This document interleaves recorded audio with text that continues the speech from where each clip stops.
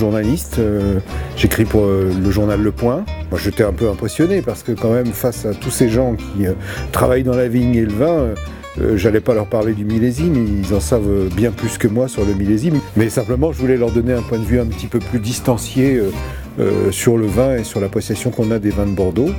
Un point de vue un petit peu plus iconoclaste, un peu moins scientifique et un point de vue peut-être un peu celui des consommateurs. Je trouve que c'est une conférence qui enchaîne des résultats scientifiques mais à une portée technique abordable.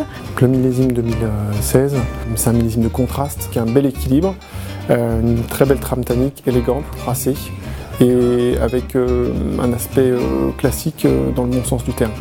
Et c'est un vrai millésime de climat qui a permis de faire de très belles choses sur une grande palette de sols. C'est des données très précises sur le millésime 2016 avec une approche de technique innovante qu'on voit rarement sur ce genre d'intervention et qui en fait toute la qualité.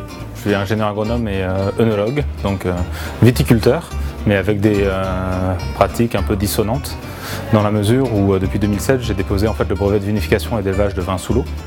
Et où depuis 2008 je pratique en fait des immersions de cuves qui vont refermenter. Mon environnement il n'est pas viticole, il est maritime. Et ça m'a poussé en fait à réfléchir différemment sur nos métiers. Ce qu'on entend c'est le lien entre la recherche et le pratique. Comme ils ont tout de suite un regard sur la pratique dans la vigne, ça explique beaucoup de choses sur lesquelles on a du mal à mettre des noms, quoi. Cette manifestation contribue à amener des éléments de réponse et des outils.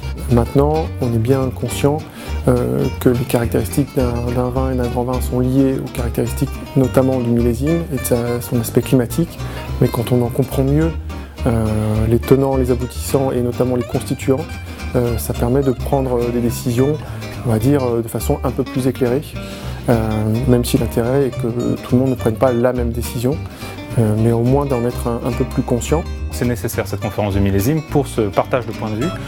On s'apprécie globalement tous, mais on se croise peu et surtout on partage peu nos connaissances, nos déviations, nos réflexions. Et là c'est un cycle annuel, en tout cas c'est un moment de faire un point de l'état de l'art, soit en recherche fondamentale, soit en recherche appliquée et surtout un partage d'expérience. Et c'est comme ça qu'on grandit.